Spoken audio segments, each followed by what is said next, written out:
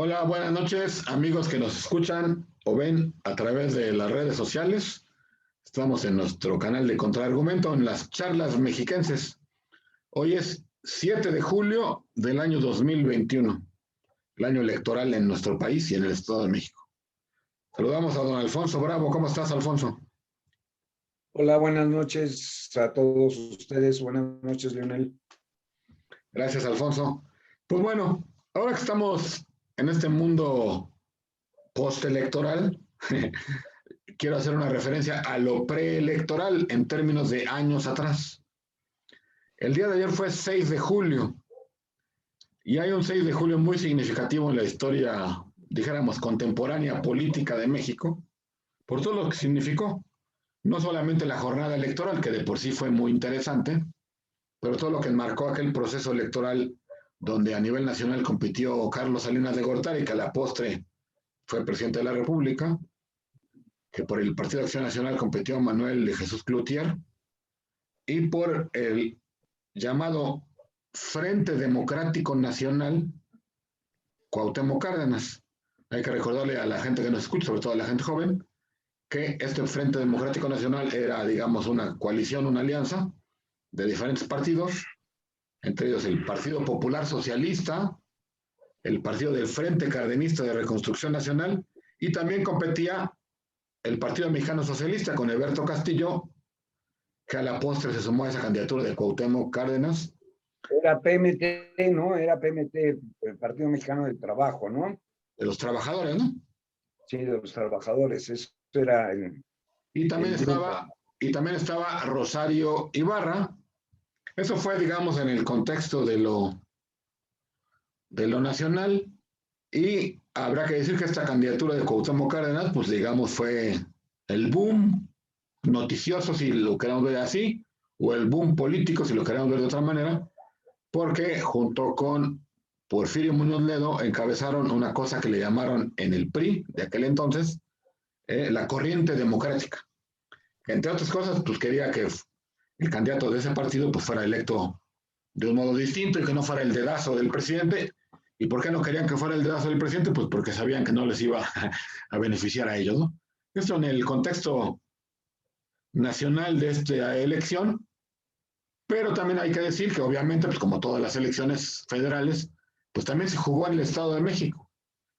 Y por ahí me puse a investigar unos datos, Alfonso, si me permites compartirlos rápidamente, de cómo quedó la elección en el Estado de México y a partir de ahí escuchamos tu reflexión. El Estado de México, el licenciado Carlos Salinas de Gortari, obtuvo, voy a decir los números redondos, 694,000 votos. Cuauhtémoc Cárdenas, con el llamado Frente Democrático Nacional, 1,196,000. Cloutier del PAN, 380,000. Ah, mira, se me había olvidado decir, Magaña, que fue el candidato del PDM, 36,000. Digamos, el PDM es así como que un antecedente del PES de ahora. Y Rosario Ibarra del PRT, 17,000 votos en el Estado de México y 5,900 no registrados. Es decir, en el Estado de México aquella vez ganó el ingeniero Cárdenas con 1,196,000, el PRI 694 y el PAN con Cloutier 380,000. ¿Qué reflexiones te merece esto a más de 30 años, 32 años 33 años de aquellos sucesos que partieron la historia electoral mexicana de los últimos tiempos y aquí en el Estado de México igual? Me vas a hacer fíjate, me voy a salir del contexto del Estado de México. Me vas a hacer recordar con mucha fuerza aquellos días. ¿Ok? Porque para el proceso electoral del año de 1988, diferentes organizaciones de la sociedad mexicana, diferentes, organizamos una manera de contar los votos.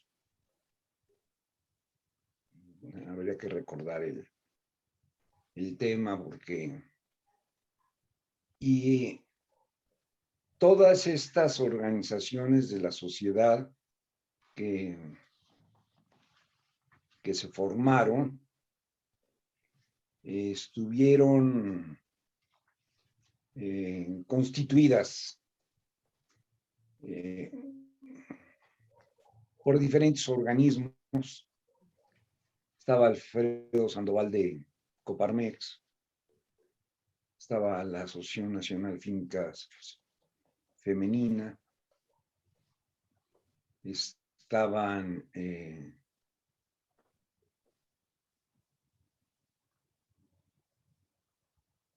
la Asociación de Padres de Familia.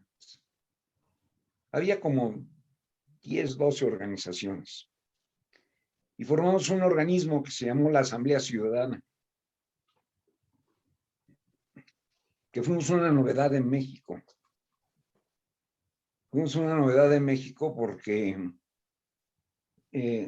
la sede central rentamos un salón en el entonces llamado Hotel Fiesta Americana. Un salón muy grande, con algunos espacios.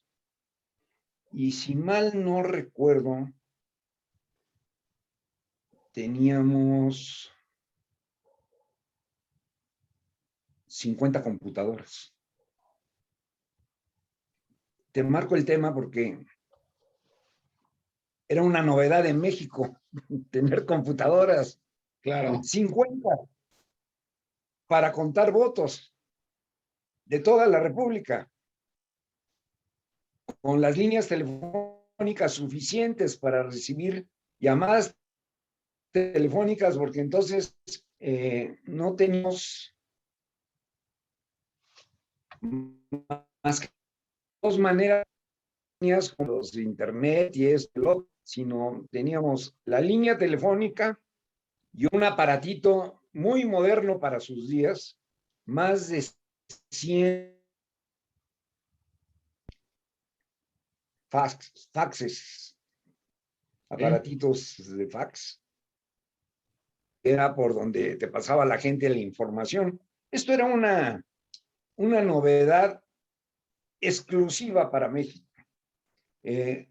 Nadie en México lo tenía, ni los propios partidos políticos lo tenían. Esto lo quiero señalar porque no existía. Entonces, la Asamblea Ciudadana, presidida por Alfredo Sandoval, y el secretario de la Asamblea era un servidor. Por eso me has dicho, recordar es vivir un poquito este tema, porque vuelvo a señalar, nadie tenía la infraestructura tecnológica que teníamos nosotros para contar votos. Todo en un solo lugar. Voy a hacer un pequeño recuento del tema. El ingeniero Cuauhtémoc Cárdenas se había incidido del PRI para ir a formar parte, junto con los partidos que ya habíamos dicho, el PMT, el PC, el ferrocarril,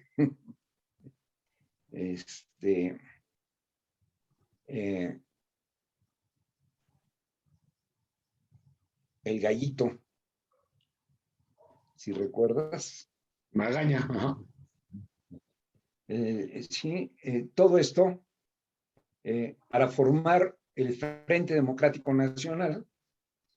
Y entonces se estaba configurado, por un lado, el Partido Revolucionario Institucional con su candidato Carlos Salinas, este frente que se crea para este mismo proceso electoral, que se lleva dos figuras importantes del PRI, y no solo dos figuras importantes por el nombre y el peso político que el día de hoy pueden tener, sino por lo que representaban en alguna manera. El Cuauhtémoc Cárdenas representando prácticamente todo el pensamiento del sector agrario o del agrarismo priista que se va a incorporar al frente, y el pensamiento de esta izquierda socialdemócrata que encabeza Porfirio Muñoz Ledo, siguiéndose del PRI, y venía él de haber sido presidente del PRI y de haber sido el embajador de México en la ONU. No sé si recuerdas el caso para aquellos días, ¿no? Es una historia interesante, una historia importante. Hay personajes muy importantes que no aparecen en ese momento en la historia, pero que son gentes muy importantes. No aparece, por ejemplo, Gonzalo Martínez Corvalá, potosino él. No sé si ubicas quién era Gonzalo, pero Gonzalo había sido secretario particular mucho tiempo de un personaje muy interesante llamado Carlos Lázaro Cárdenas del Río. Ese era. Había sido embajador de México después en Cuba. Tenía sus oficinas por ahí de la colonia Nápoles. Ok. Por la fiesta de Montesino y todo. Tenía un muchacho que lo ayudaba a Gonzalo Martínez Corvalá en su época de secretario de Lázaro Cárdenas, que aprendía mucho con él, con este Gonzalo Martínez Corvalá. Si mal no recuerdo, se llamaba Carlos Salinas de Gortari. Sí.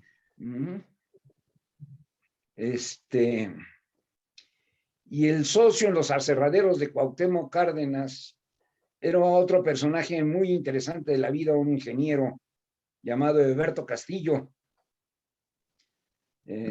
Según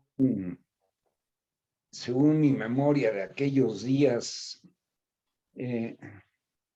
Por lo tanto, podríamos hablar de un grupito muy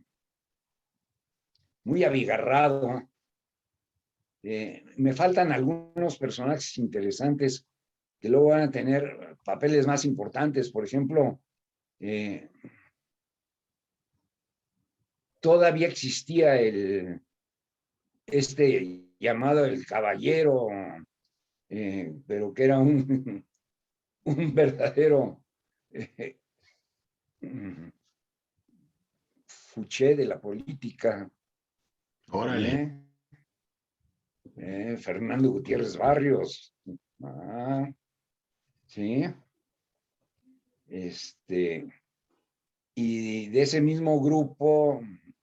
Por lo tanto, lo primero que te quiero decir es, casi todos eran amigos y conocidos cercanos. Casi todos ellos.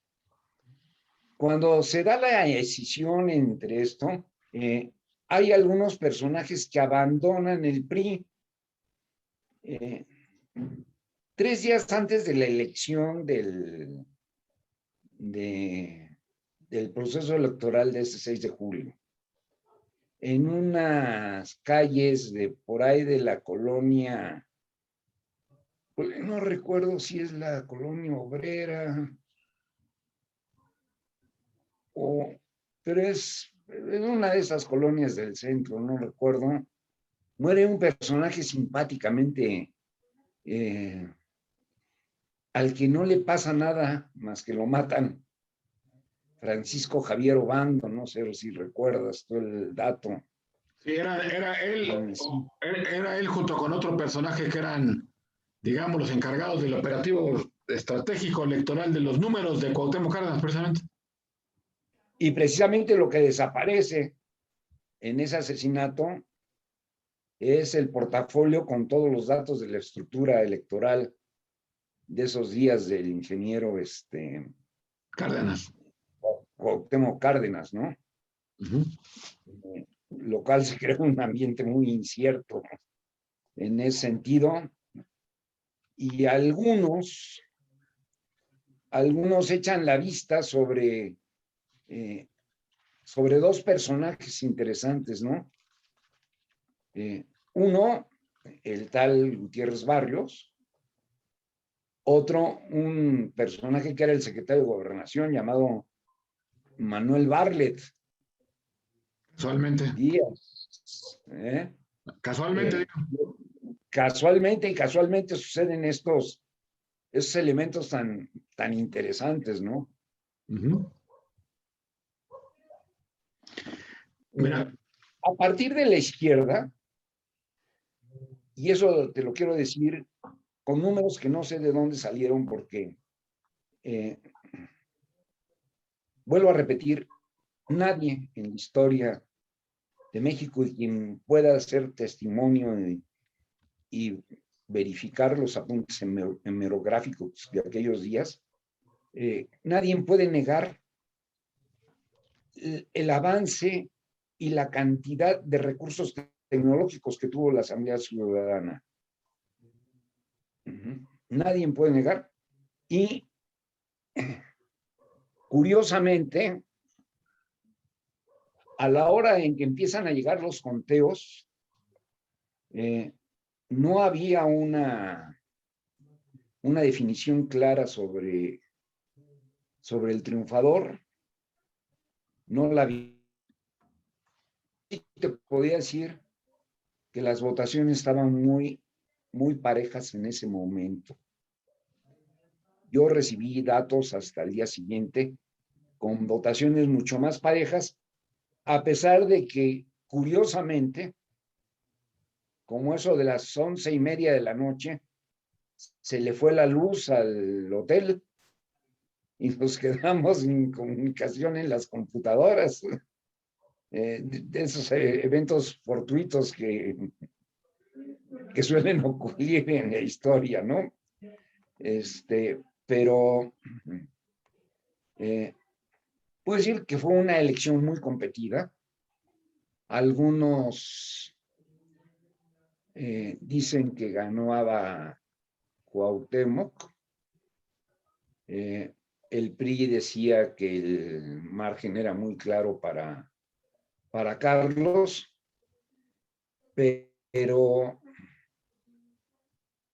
el gobierno de Carlos Salinas se encargó de manejar con varias de las tesis de Manuel Cloutier. ¿Quién ganó? ¿Cómo ganó? Sigue siendo parte del misterio de la historia, pero no dejaría yo de apuntar el detalle de tantos personajes juntos, tantos personajes a una hora y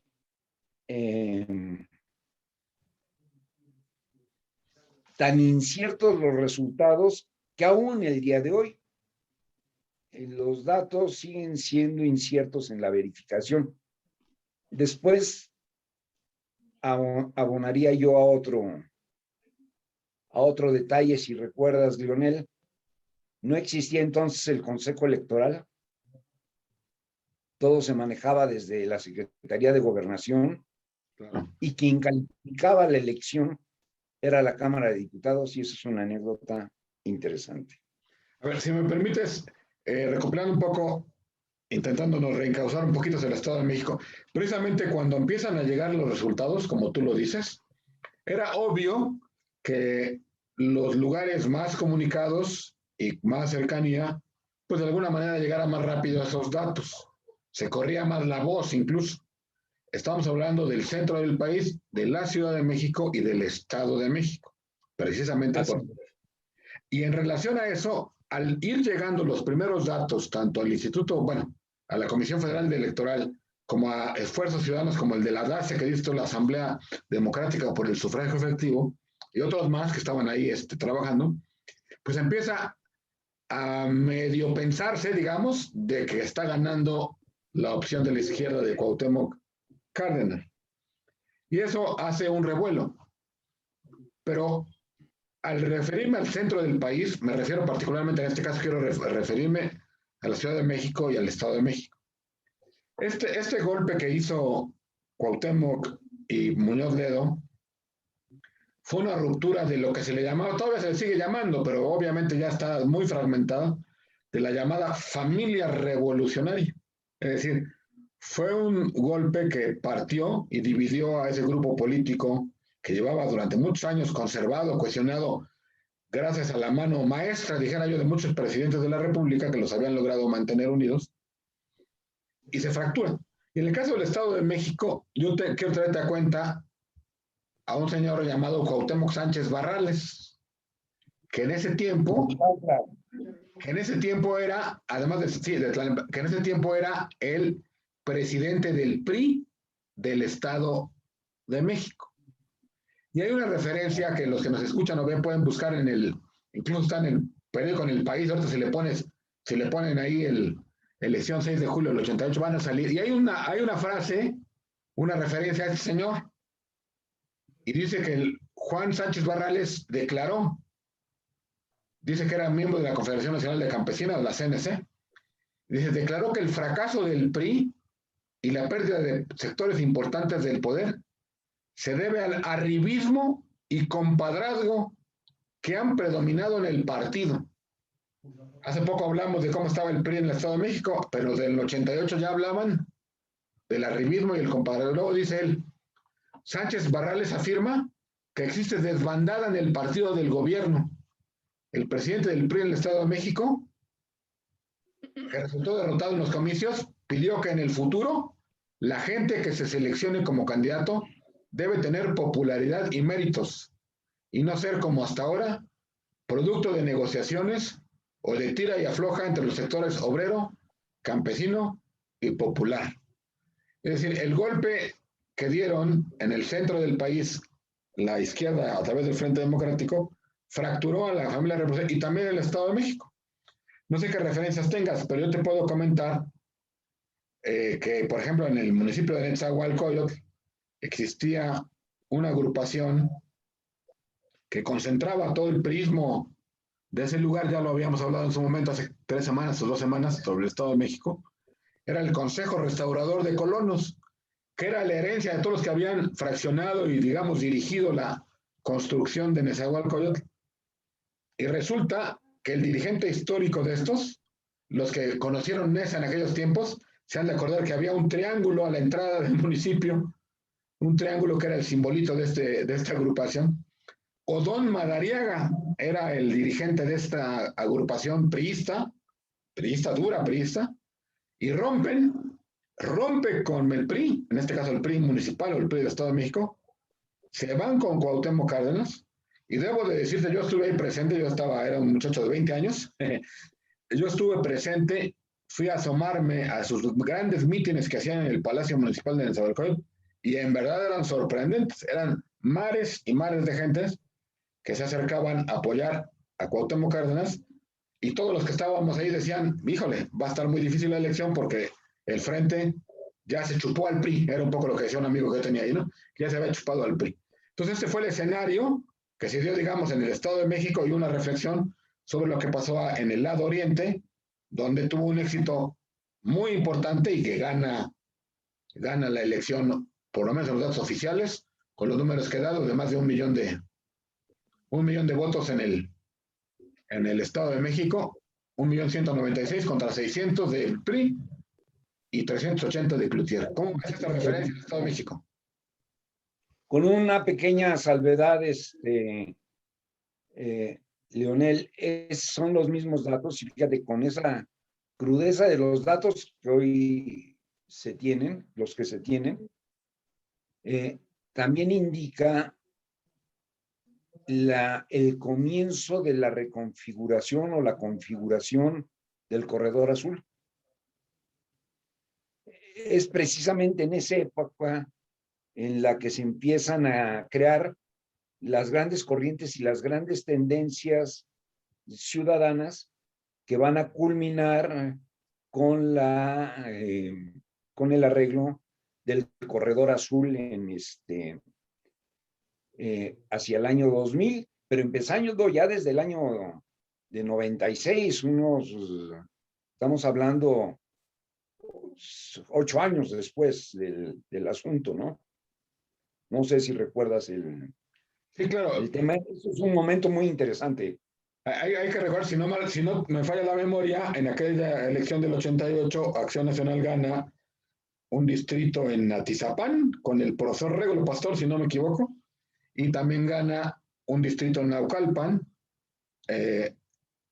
Y entonces, ¿por qué? Porque pues había una efervescencia. De hecho, hay que decirlo también, en la Ciudad de México hubo una contienda muy cerrada, y básicamente fue una contienda muy cerrada entre Porfirio Muñoz Ledo, precisamente que era el candidato a senador del Frente, y Acción Nacional a través de Jesús González Esmal.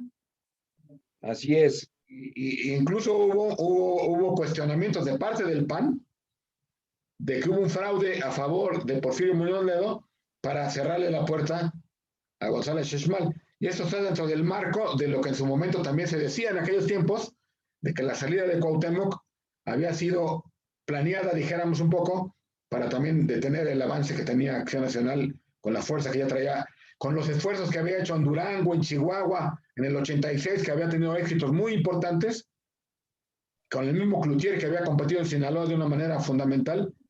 Y entonces hay una teoría, una hipótesis que dice que las candidaturas de la izquierda de Cuauhtémoc de algún modo también fueron empujadas por el gobierno para detener el avance del PAN. Claro. Fíjate que no me queda muy claro un dato, pero tú lo debes de tener muy bien, porque tengo la idea que en ese 88, el primer diputado de mayoría que tiene el PAN en el Congreso es el que luego es el director del periódico Ecos de Satélite, Armando Gordillo. Armando Gordillo, como por voto directo, creo del distrito 18 en ese momento. Ese dato lo tengo ahí, puede ser que me equivoque, pero es más o menos, porque es Armando Gordillo el primerito que llega y que hace sentir y hace sentar las bases de la necesidad, unos meses después, de reconfigurar el sistema de asignación de diputados por un sistema de representación proporcional también. No sé si recuerdas, son los... Habrá que decir que este amigo o este señor Armando Gordillo del periódico Ecos es un caso muy importante porque representa lo que comentamos la última vez, esta ausencia de la participación cívica, de la participación de los ciudadanos organizados. Eran los tiempos donde la asociación de colonos de satélite era muy fuerte, estaba muy bien organizada. Eran los tiempos en que este periódico Ecos estaba, pues digamos, era la voz cantante, dijéramos, en los rumbos de satélite Naucalpan. Y hay que decir, si no me recuerdo, también el suplente de este señor Gordillo fue don Amado Olvera, en paz descanse. Que después sería diputado federal por ese mismo distrito. Afirmativo. Entonces, el PAN, digamos, no, habrá que buscar el detalle, pues, pero el PAN le dio la apertura a este señor que simpatizaba con ellos, lo hace candidato y hace un esfuerzo que el propio PAN hace, la propia inercia social, pero también lo importante que era convocar a gente como el señor Gordillo, que era un dirigente cívico, ¿no? Que tenía una presencia importante. Totalmente. Cosa que hoy está perdida. Pero igual, así, ya que estamos hablando de aquí un caso cívico en Naucalpan, hablamos del caso de Nesa, que es un asunto un poco de un movimiento popular, le pudiéramos llamar así, ¿no? Urbano popular, ¿no? Los llamados movimientos urbanos populares que se suman a Cuauhtémoc y logran el triunfo. Y acá el PRI, pues queda derrotado. Queda derrotado cuando a nivel gobierno del Estado ¿quién estaba en ese tiempo de gobernador del Estado de México? ¿Del Mazo? ¿Quién era? Alfredo del Mazo, el papá. Entonces, el papá. Es un momento muy inestable para el Estado de México, porque es Alfredo del Mazo, Alfredo Baranda.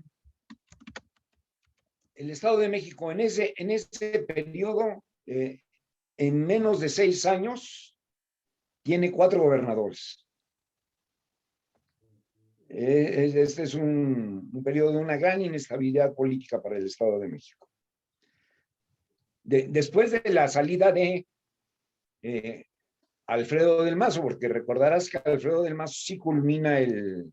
Pero entonces, a ver, espérame, es que hay un error. Creo que las elecciones de gobernador habían sido un año antes, en el 80 y... 7, porque es, acuérdate, Mario vamos Ramón un año Beteta. pasado. Mario Ramón Beteta, Así es.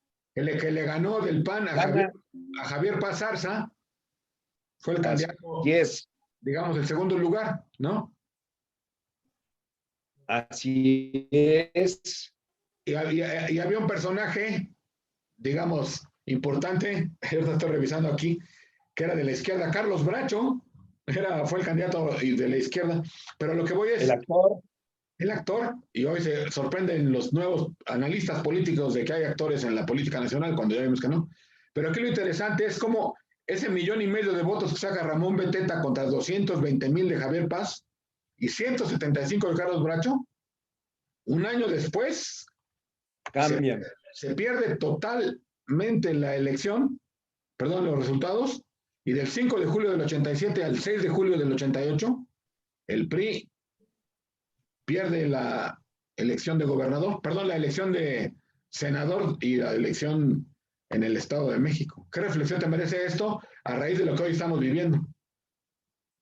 Yo creo que es muy, muy sintomático lo que estamos viendo en las divisiones generadas al interior de los propios grupos políticos.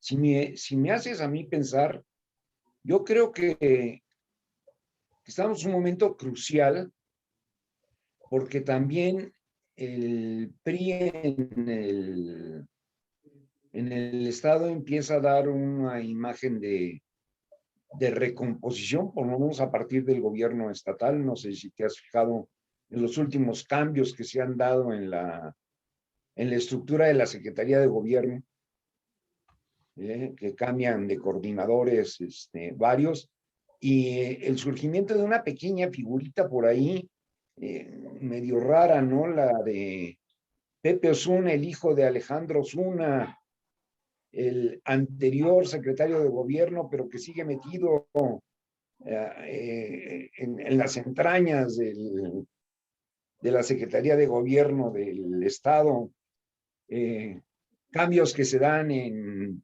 acuérdate que el Estado tiene, el gobierno del Estado tiene divididas en 12 regiones el Estado, y se dan cambios en 5 de estas regiones, ¿no? Algunas hacia el área de Lerma, pero más, casi la gran mayoría se dan un poquito hacia el norte y otro hacia el oriente del estado, ¿no? Como, como que el temblor se genera en estos lugares, ¿no? Pero te hago una reflexión más interesante, ¿no? A ver. En su visita a Sonora, el presidente de la República dice: todo mi reconocimiento a la gobernadora Pavlovich, ¿Sí? porque nunca ha tenido confrontación conmigo. ¿Qué es lo que él quiere, no?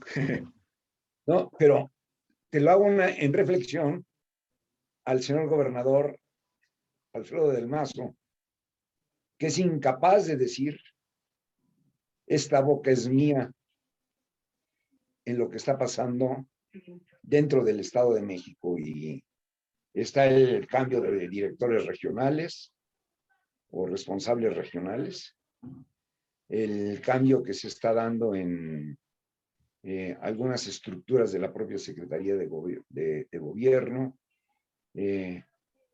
la insensibilidad del gobierno del Estado ante las expropiaciones, ahora sí, decretadas para Santa Lucía, la autorización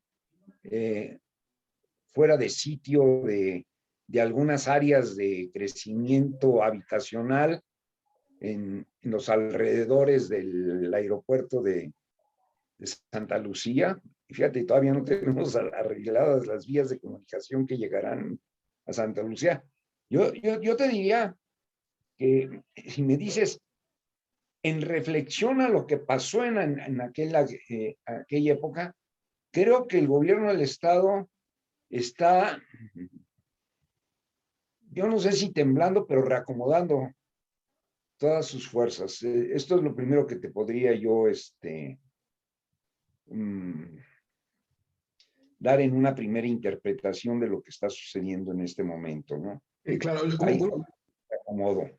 Una de las formas de administrar, digamos, el conflicto, ¿no? O administrar, digamos, el momento coyuntural que se vive en su momento es precisamente el reajuste de los cuadros políticos o el reajuste de las instancias de gobierno. Fíjate que nada, para cerrar el capítulo del 88, comentarle a nuestros amables escuchas del Café Mexiquense aquí en el canal de Contraargumento, que decíamos, la elección de gobernador previa a la del 88 fue en julio y había el presidente del partido en esa elección todavía de gobernador fue Eberto Barrera.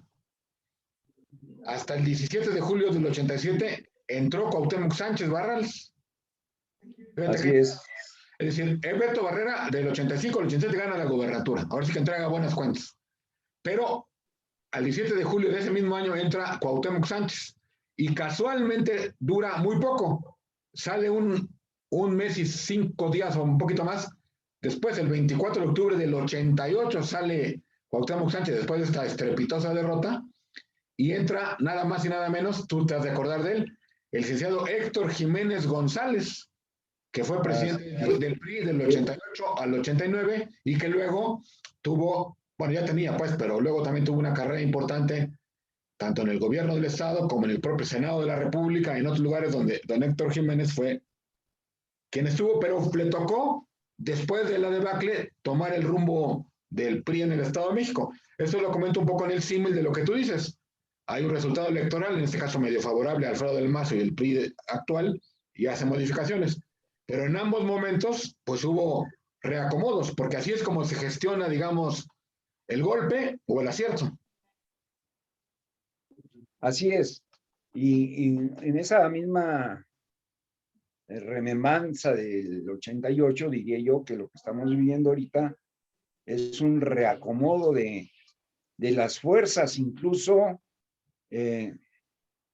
este mismo hecho te lleva, así como cimbró al priismo de aquella época, puedes entender la cimbrada que se está dando al interior del PRD en este momento con la descalificación del dirigente estatal o las presiones que tiene el dirigente estatal y que esto se vuelve un problema porque es bastante claro el apoyo de los chuchos a Campuzano, ¿no?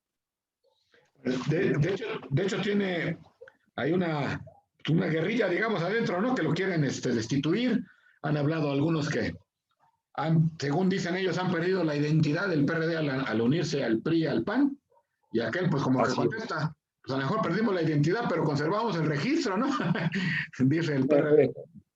Pero también hay que decir, también al interior de otros partidos hay movimientos. En Morena ya habíamos hablado de Ulloa, ya habíamos hablado de Ricardo Moreno, pero también a última fecha se sumó Gutiérrez Cureño, aquel personaje que fue, perdón, no gobernador, sino presidente municipal de Ecatepec. Hay fuerzas que están ahí moviéndose. En Acción Nacional se perfila ya un cambio, se ha hablado que en noviembre, diciembre va a haber cambios. Entonces todo el mundo se está reacomodando. Sin embargo, los más interesantes, los más estratégicos, los más significativos son en el sistema, ¿no? En el PRI gobierno, como se le llamaba antes, en el sistema estatal, con estas modificaciones que tú has mencionado, en espera ya de la, pues digamos, no en espera, sino ya en el arranque de la contienda electoral. Y yo ahí pregunto si tú crees que los programas sociales vayan a tener un nuevo impulso a partir de este nuevo reacomodo de las fuerzas, porque pues parece que le resultaron, ¿no? El salario rosa, la tarjeta rosa y todas estas cosas que hay y que hoy pueden navegar más tranquilamente al tener a Morena disminuido en mucha parte del estado. Así es, no, y se nota claramente en la difusión. Fíjate, después de este periodo electoral, se ha notado mayor énfasis en la difusión de la famosa tarjeta rosa. No sé si te has percatado de estos movimientos. Igual hay un mayor énfasis en este tema del regreso a las aulas y el esfuerzo que el gobierno del estado empieza a hacer en apoyar el retorno de los padres con el apoyo a útiles escolares.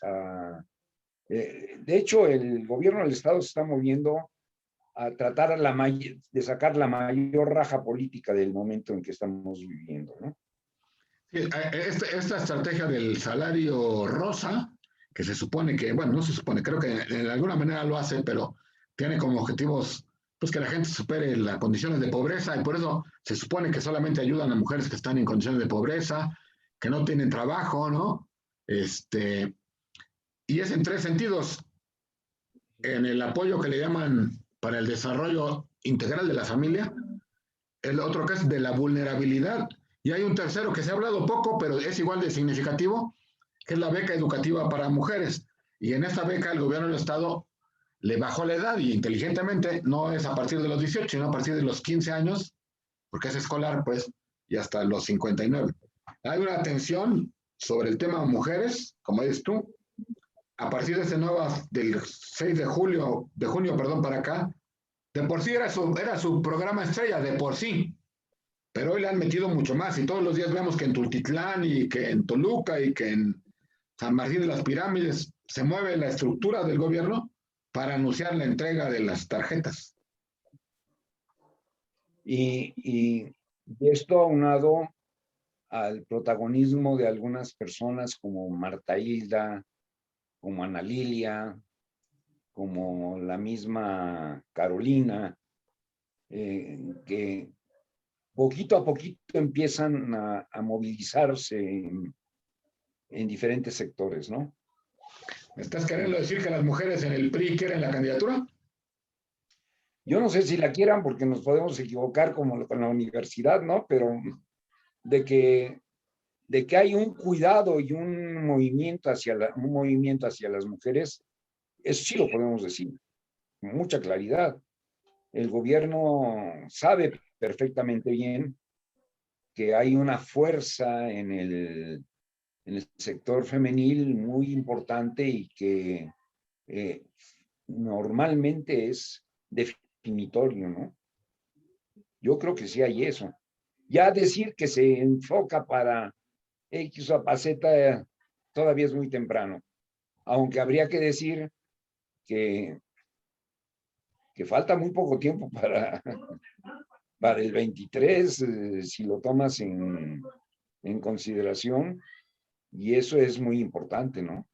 Hay que terminar de ver cómo finalizan los ajustes del esquema del político del PRI gobierno, cómo termina ajustándose la Cámara de Diputados, cómo, Así es. cómo termina resolviendo uno de los primeros puntos que es el presupuesto, ¿no? Del año próximo y a partir de ahí pues irle poniendo lupas a las, en este caso que estamos hablando de mujeres, y los candidatos, pero sobre todo en el PRI, porque yo creo que es el partido que más movilidad tiene y más fácil de observar, porque también lo que sucede luego en Morena, PRD, PAN, es más difícil luego de entender, porque no está tan a la luz pública como están los que están en el gobierno del Estado. De hecho, Así los es. que pierden son recogidos, ¿no?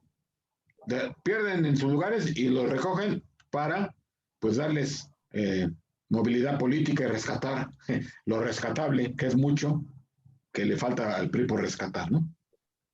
Bueno, Pero fíjate,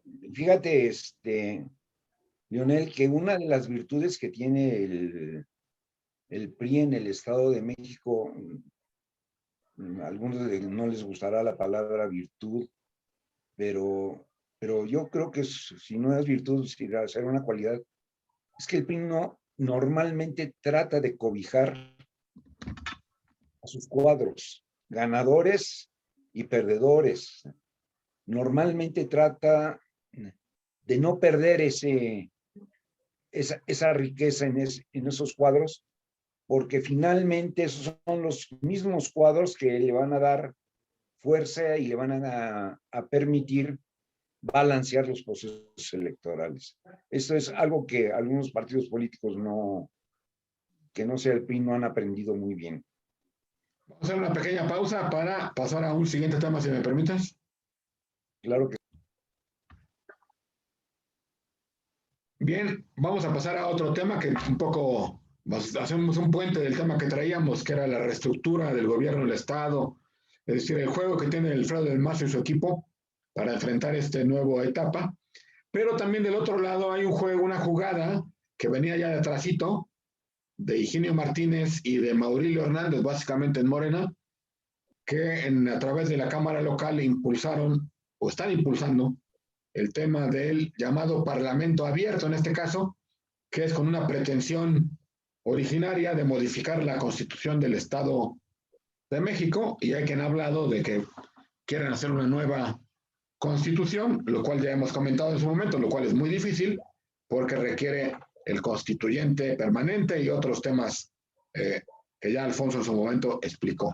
Pero esta semana, para quienes nos escuchan, aquí en la charla mexiquense, la semana pasada y esta semana ha empezado a funcionar la última etapa, dijéramos, bueno, o penúltima etapa de este esfuerzo, que repito, no hay que perder de vista, encabeza la idea Maurilio Hernández en lo práctico, pero el diseño estratégico fue de Higinio Martínez, quien pretende ser gobernador del Estado de México por Morena. Y bueno, se instalaron las mesas de trabajo del llamado Parlamento Abierto,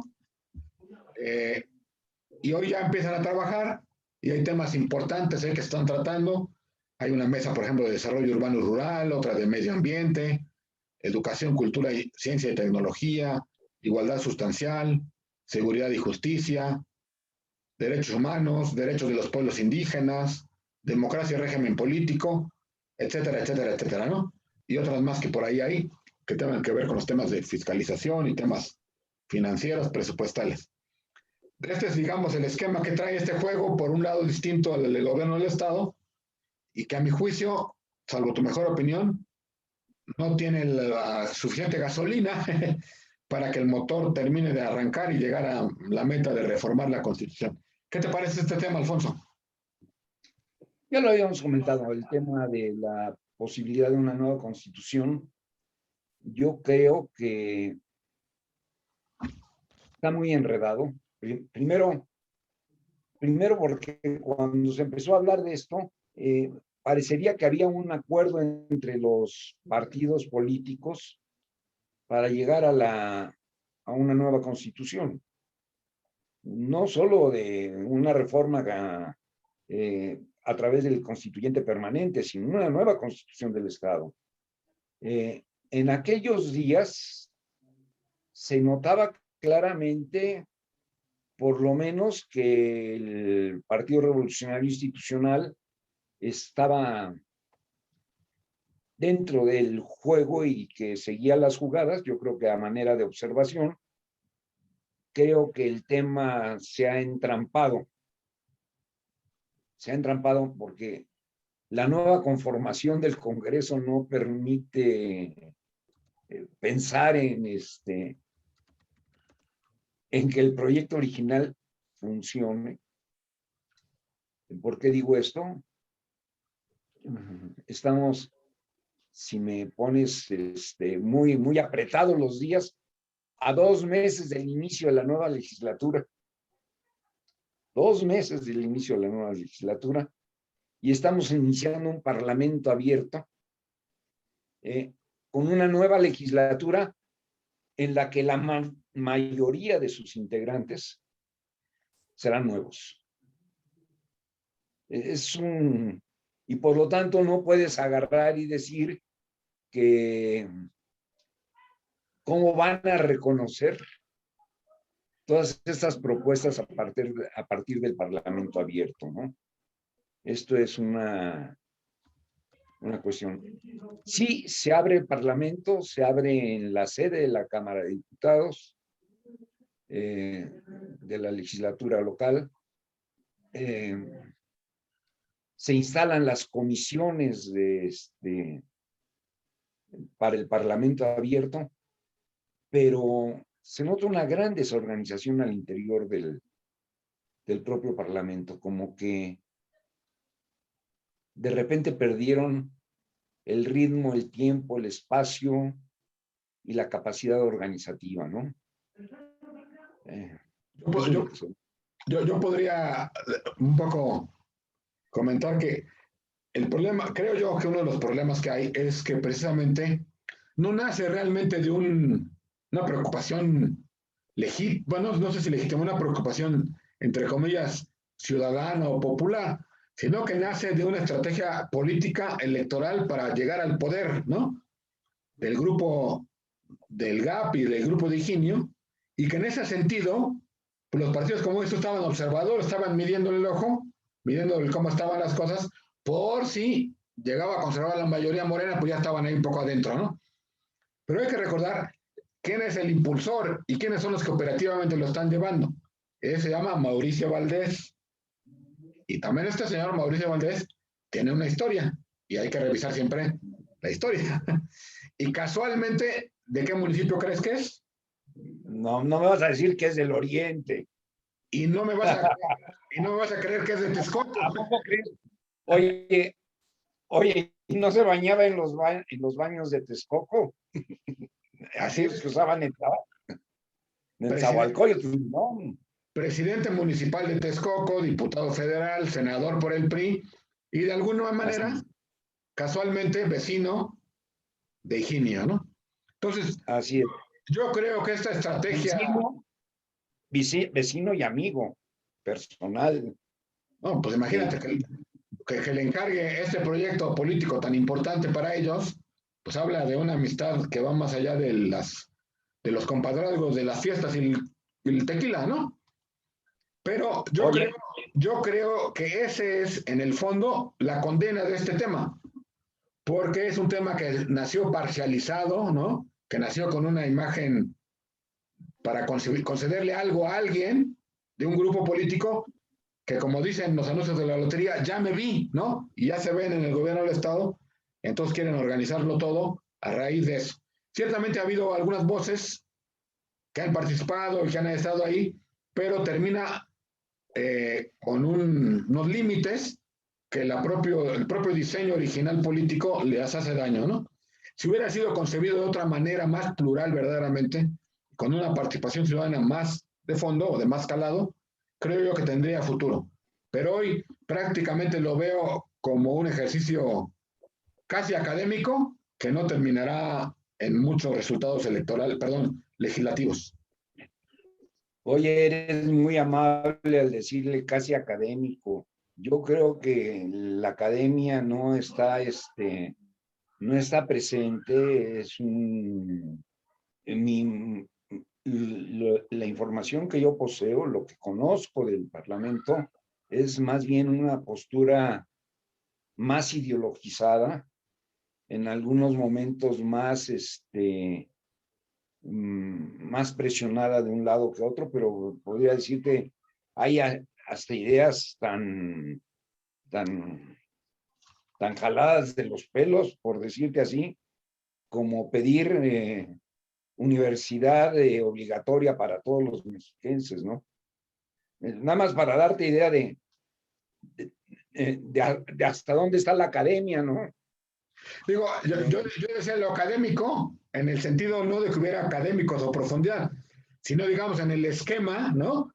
De organizar unas mesas, escuchar voces, plantear temas, pero que en la práctica política no va a resultar nada.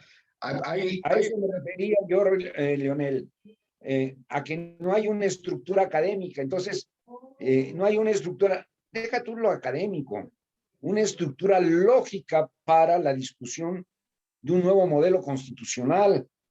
Y entonces, la idea del Parlamento abierto se oye como un diálogo, se oye muy feo, un diálogo de sordos, donde no parece a dónde van a arribar. Sí, pareciera ser que las aguas del lago de Texcoco se acabaron y la canoa no avanza. a pesar de que ha llovido mucho. Oye, Así es. oye, fíjate que hablando de los extremos, decíamos la vez pasada, y yo ponía el ejemplo de Chile, que cuando haces una asamblea de una constitución de cero, pues puedes poner todo, ¿no? Todo lo que quieras, tanto como bueno como malo. Hay extremos que dicen que hay alguien que ha dicho que se debe de nombrar un interino para emparejar las elecciones de gobernador a partir de la Constitución. Hay otros que dicen que desaparezcan los partidos políticos del Estado de México.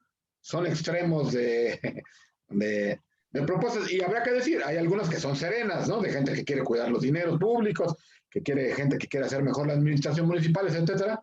Pero, pues tristemente, para quienes lo concibieron, no va a llegar, al parecer, a buen puerto, y la Constitución del Estado de México mantendrá, seguramente con alguna reforma importante en esa nueva legislatura, pero no reformando todo el articulado de la misma. Oye, así, yo haría la observación, por eso te decía, es interesante.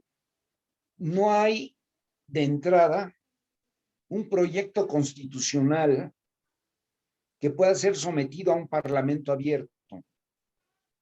Un proyecto donde diga, queremos hablar sobre X, Z, Y, derechos, X, Z, Y, definición de la ciudadanía del Estado, X, Z, Y sobre las funciones del Estado, las funciones tanto del Congreso como... No hay un esquema. Sí, no hay un documento base, digamos, ¿no? Exacto, porque no hay ni el documento base, ni siquiera, bueno, déjate, no que haya ni siquiera postulados básicos de a dónde quieres llegar. Y cuando esto sucede así, estás haciendo un esfuerzo verdaderamente inútil.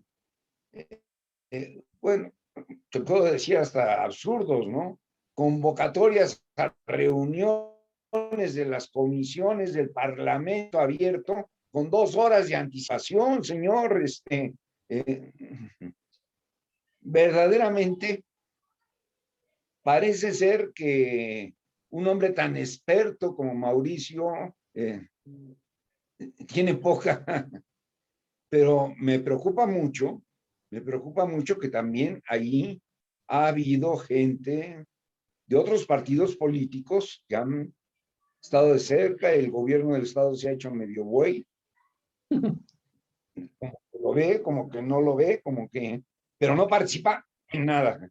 Acción Nacional tiene algunas gentes por ahí, pero como que define, como que no define, pero no hay ni siquiera postulados básicos. Decir hacia un nuevo Estado de México, hacia una nueva ciudadanía del Estado, hacia una nueva democracia, hacia una nueva... No hay, carambas, no hay nada, ni siquiera los postulados. Entonces, creo que esto del Parlamento abierto, pero sobre todo esto del proyecto de la Constitución del Estado de México, una nueva Constitución del Estado de México, parece una de las 30,000 inventivas que salen de la 4T que no tienen forma. No porque fuera discutir, yo creo que valdría la pena discutir a veces una nueva constitución, no solo del Estado, sino de la República. Pero el tema es que no hay nada, simple intenciones políticas. Más que de un proyecto de nación, de un proyecto de ideologización y de un proyecto de agandalle político. Este sería mi pensamiento sobre el tema. Claro. Y también un poco haciendo un puente a un nuevo tema, este asunto de, hay una nueva circunstancia social, política de las administraciones. Entonces también hay que ver qué diría o qué van a decir los 125 nuevos presidentes municipales que van tienen una concepción del tamaño que tú quieras para el 1 de enero y administrar sus 3 años, ¿no? El mismo grupo, los mismos diputados en el Poder Legislativo, quienes están en el Poder Judicial, etcétera, etcétera, y que de repente lleguen a alguien, y como algunas voces han dicho, es que todavía tenemos tiempo de aquí a que entran nuevos diputados, pues se me hace fuera de lugar, porque también hay que decir, oye, espérame, vamos a ver qué dice el gobierno del Estado, vamos a ver qué dicen los gobiernos municipales, qué dicen el Ejecutivo, perdón, el Poder Judicial, porque cambiarles la tonadita a media canción, pues está medio mal. Y en este tema hago el cambio al otro tema, perdón por la redundancia, es para cambiar las cosas hay que hablar con quienes se van a enfrentar a la realidad. Y hoy que se van a enfrentar a la realidad a partir de enero son los nuevos alcaldes. Los nuevos alcaldes van a encontrarse instrumentos legislativos, instrumentos municipales en su vida para enfrentar básicamente, yo digo, dos temas. El tema de la deuda, el tema del dinero, de las finanzas públicas y el tema de los servicios públicos en consecuencia. Las arcas municipales en no sé qué porcentaje, pero en gran mayoría de los municipios están, si no quebradas, muy cerca de estar quebradas. Y en consecuencia los servicios públicos que se dan, que se ofrecen, son muy bajos. Simplemente hago el paréntesis, es lamentable que con estas lluvias de estos últimos días, la infraestructura hidráulica del Estado de México ha quedado demostrada que está mal administrada, por lo que hemos visto que pasa en Tlanepantla, Naucalpan, Etzapán, Sinacantepec, Toluca y muchos otros lugares, ¿no? Nesa, Chalco, etcétera. ¿Qué te parece este tema de las nuevas administraciones municipales ante el reto de los nuevos servicios públicos que hay que ofrecer? Mira, yo creo que tenemos en ciernes un problema delicado. Primero, porque sobre las administraciones actuales pendieron dos detalles exógenos. La verdad es que el gobierno federal redujo mucho los fondos hacia los municipios. Esto fue un hecho real que ha impactado a estos municipios durante los últimos 3 años. La reducción constante de los fondos de participación federal hacia los municipios. Reducciones que se dieron en términos muy generales, en fondos para la infraestructura, en fondos para la seguridad, en fondos para la educación. Es decir, la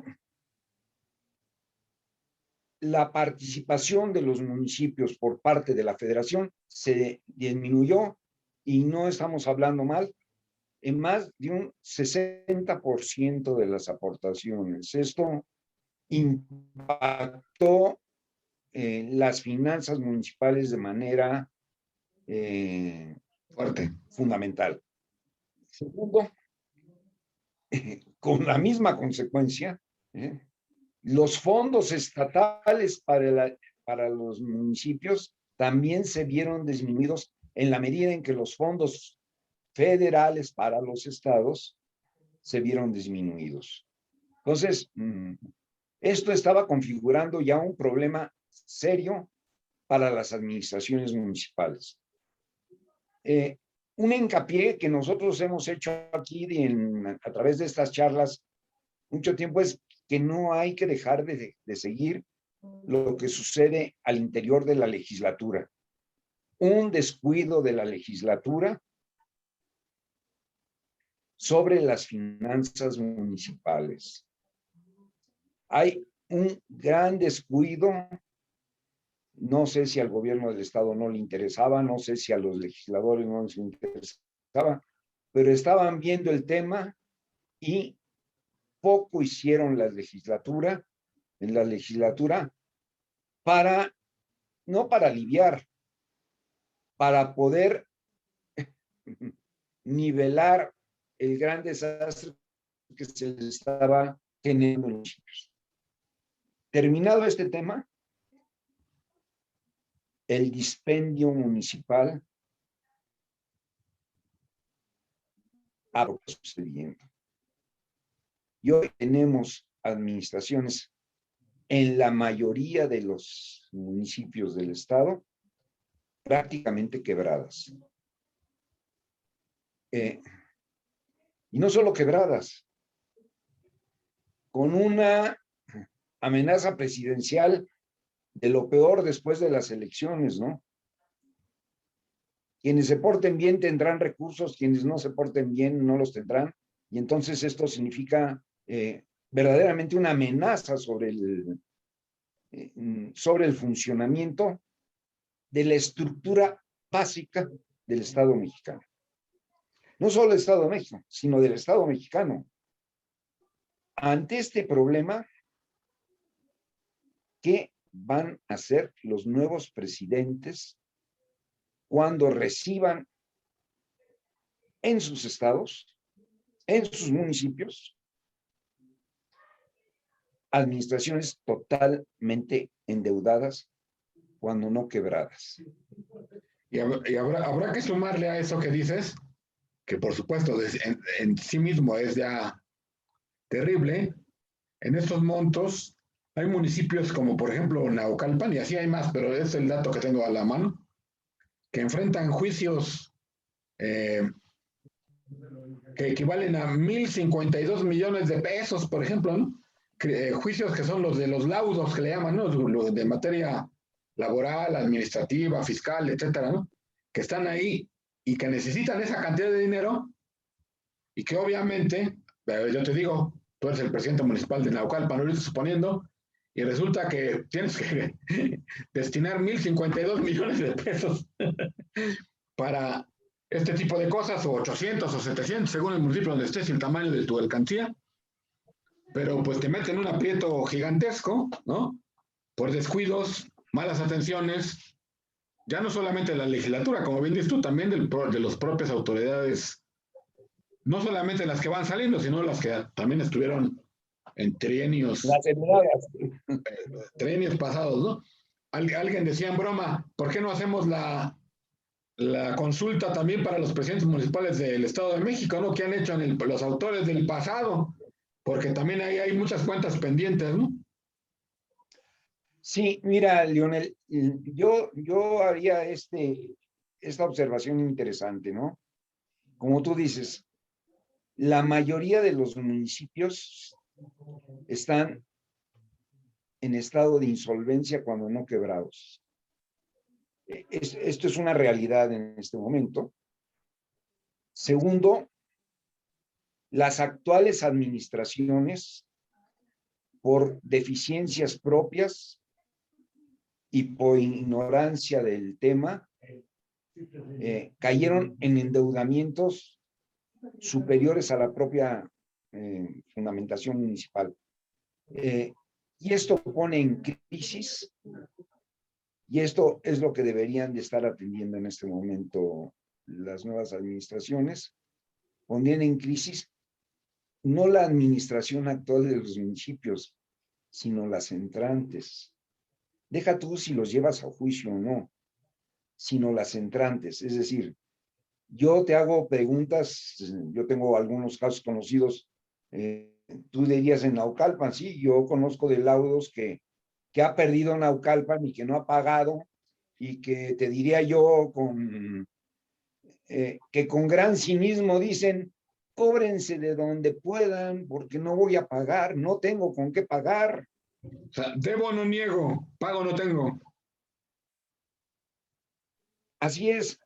Y al siguiente presidente municipal le va a caer la misma, nada más de que el problema es que el siguiente presidente municipal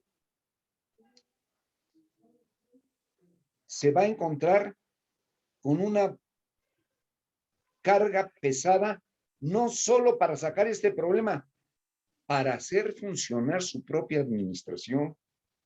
¿Cómo haces funcionar una administración así? Y yo lo que veo es que el gobierno del estado no está metiendo las manos por nadie, por ninguna administración en este momento. Bueno, habrá que nada más añadir un tema que habrá que entrarle también después, pero tú decías, el presidente de la República está ahí, pórtense bien, te va bien, pórtense mal, te va mal. ¿Y qué pasa cuando el gobierno del estado, de tu propio estado, en este caso del Estado de México, también tiene una deuda la más grande del país, 54,082,9 millones de pesos? Es decir, está por la amargura de los municipios, por el calle de la amargura el gobierno del estado, y papá gobierno federal, pues de algún modo todavía, de algún modo todavía tiene ahí una lanita, ¿no? Que puede usar para ayudar y rescatar lo posible, pero habrá que decir, en función de los nuevos alcaldes o nuevos gobiernos.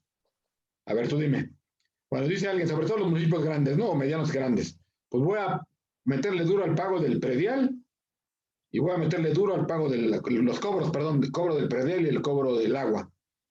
Pero el ciudadano, digamos, Tlalnepantla, por poner al ciudadano de Tlalnepantla, que cambió con su voto, dijo, no, pues que entre ahora Tony Rodríguez, ¿no? De la alianza PRI-PAN-PRD. Pero resulta que ve que en sus servicios públicos se inundan, hasta muere, tristemente, una desgracia, murió una persona en un puente en la Mario Colino, ¿se supiste? Entonces, el ciudadano, ¿con qué ánimo va a pagar su predial y su agua cuando ve que el municipio no les da los servicios suficientes? Y entonces, donde el gobierno municipal veía una oportunidad para hacerse de recursos, pues no puede, porque el ciudadano dice, ¿yo por qué le voy a dar dinero si no me resuelven una lluvia? ¿Qué hay que hacer ante ese escenario?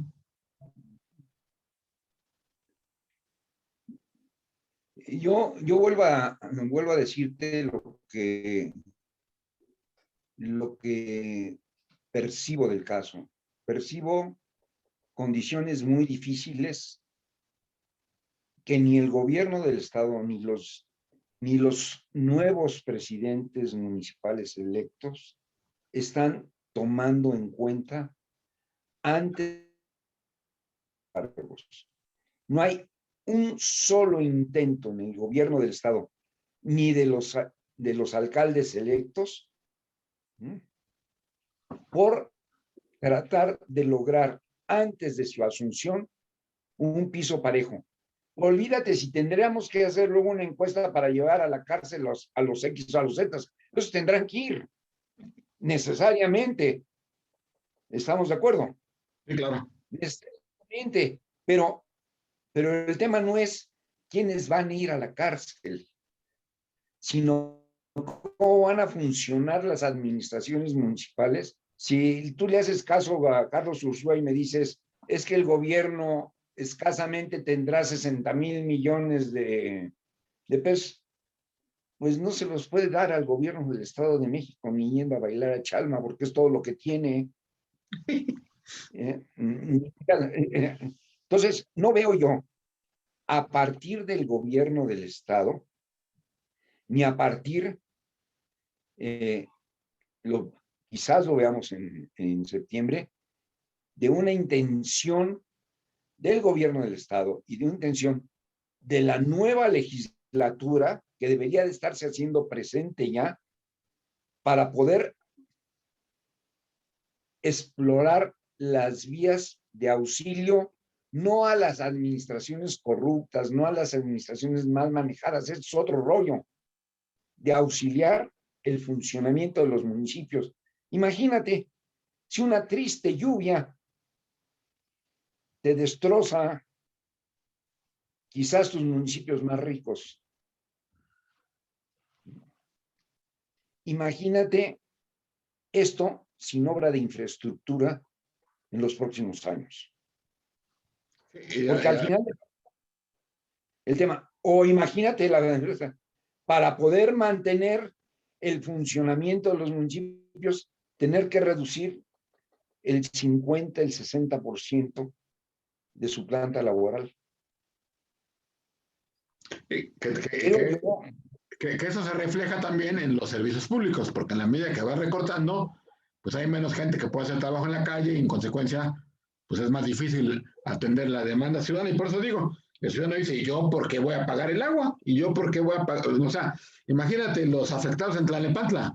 Digo Tlalnepantla porque fue el caso más fuerte en términos de la persona que falleció, pero podemos hablar de cualquier otro.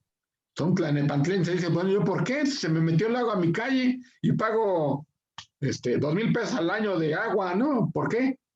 No hay no hay una, es decir, no hay una correspondencia en el pago de impuestos con los servicios públicos que tiene la gente.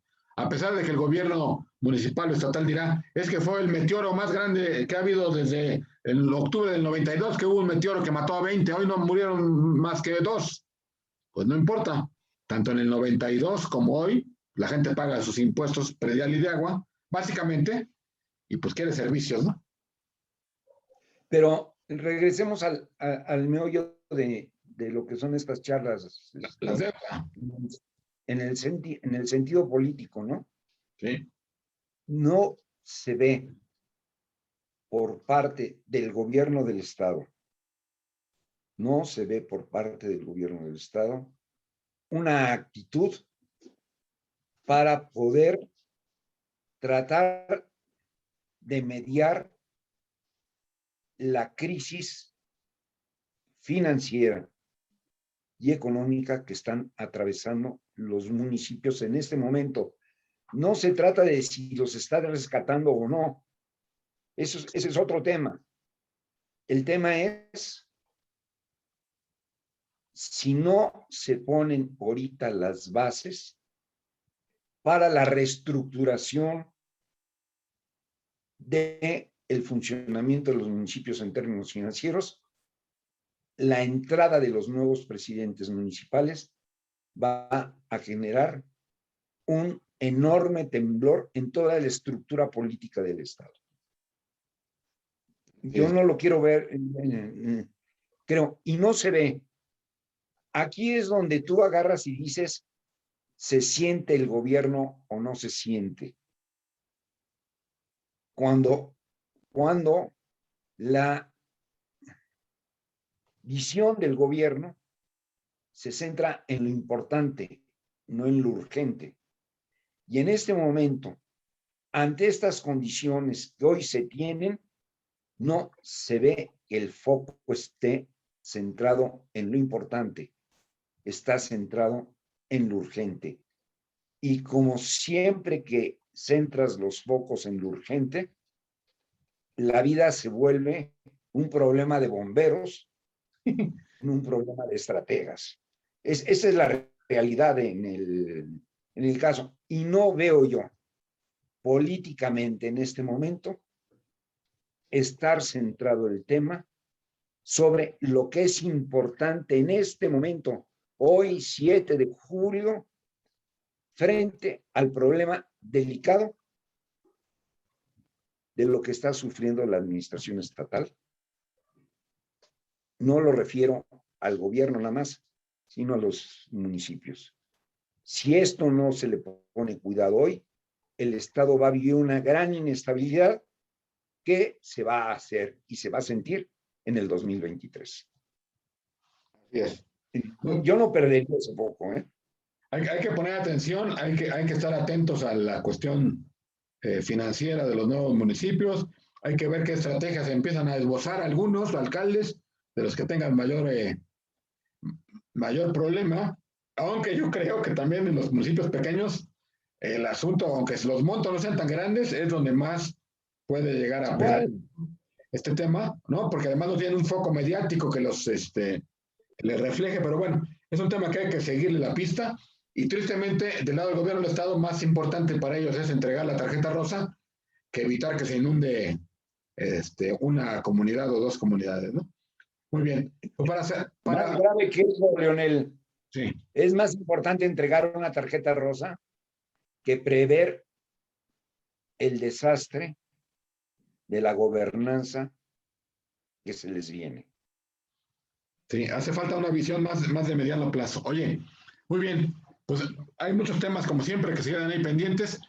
Recordando nada más el primero, yo quisiera un poco tomar un ejemplo de lo que tú hiciste hace un par de charlas mexiquenses, donde recomendabas algún libro un poco para seguirle la pista a ciertos temas. Digo, como todos los libros y como todos los autores, pues no tienen una verdad absoluta, pero sirve para la arqueología, digamos, ¿no? De lo que sucedió. Y en el caso del 88, hablamos de Cuauhtémoc Cárdenas mucho, ¿no? Yo recomendaría por ahí un libro que estaba buscando aquí en mis alrededores de mi biblioteca, pero no lo encontré a la mano. Se llama Vamos a ganar, y es un libro que escribió Adolfo Aguilar Sincer. Ustedes recordarán a Adolfo Aguilar Sincer, eh, un político que apoyó a Cuauhtémoc Cárdenas en ese momento y después junto con Jorge Castañeda apoyó a Vicente Fox en el 2000. Pero bueno, tiene un libro Fue sobre el 80. representante en la ONU. Exactamente, tiene un libro que se llama Vamos a ganar, que es sobre los movimientos de Cuauhtémoc Cárdenas en el 90, ese es del 94, porque también es un tema interesante de lo que sucedió en el 94, en el 88 con este partido. Y otro, que también le recomiendo, que es, ese sí lo tengo aquí en la mano, que es el de la herencia, ¿no? De Jorge Castañeda, donde a través de ciertas entrevistas con una gran cantidad de personajes va resolviendo, bueno, resolviendo, va dando luces de lo que pasó en algunas sucesiones presidenciales en los tiempos del priato, ¿no? Como dicen algunos, ¿no? Y que Oye, hay otro buen libro. son Hay otro ejercicios que buen vale la libro. pena. Adelante, ¿cuál? ¿Cuál es el otro? Déjame ver porque déjame recurrir a mi Kindle. Hay otro buen libro de escasa circulación, pero muy importante, que se llama El valor de la verdad. ¿Ese quién lo hizo? Eso es lo interesante de este libro. El valor de la verdad está hecho, déjame.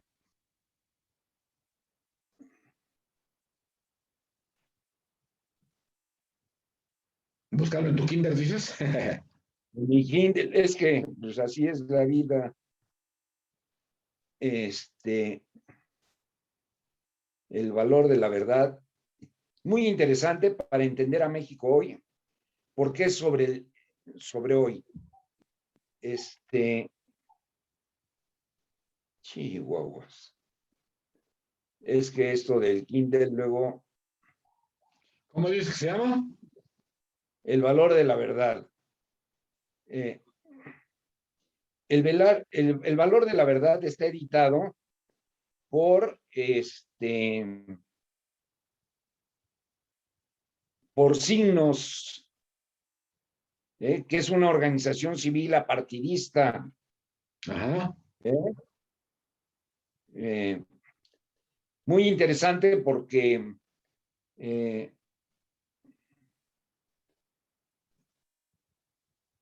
es una visión de México a los 3 años de gobierno del presidente López Obrador.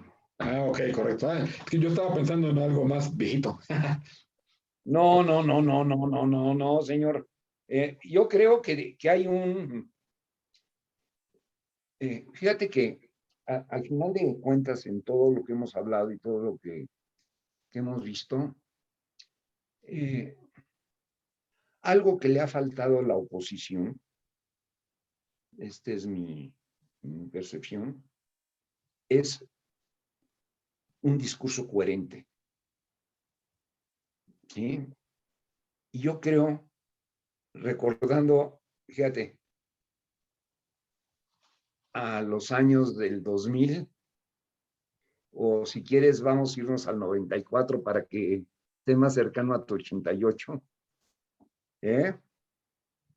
cuando Diego Fernández de Ceballos decía que había que pelear por un México sin mentiras. Sí. Hoy ese es un tema fundamental en México. En la vida el valor de la verdad. El valor de la verdad. Y parece que este no es el tema recurrente en la oposición. Muy bien. Claro, estoy de acuerdo. Y hablando del Estado de México, pues hace falta todavía también que la oposición pues tenga eso mismo, porque si a nivel nacional falla, luego acá también en el Estado de México bastantito. En fin. Así es, don Leonel.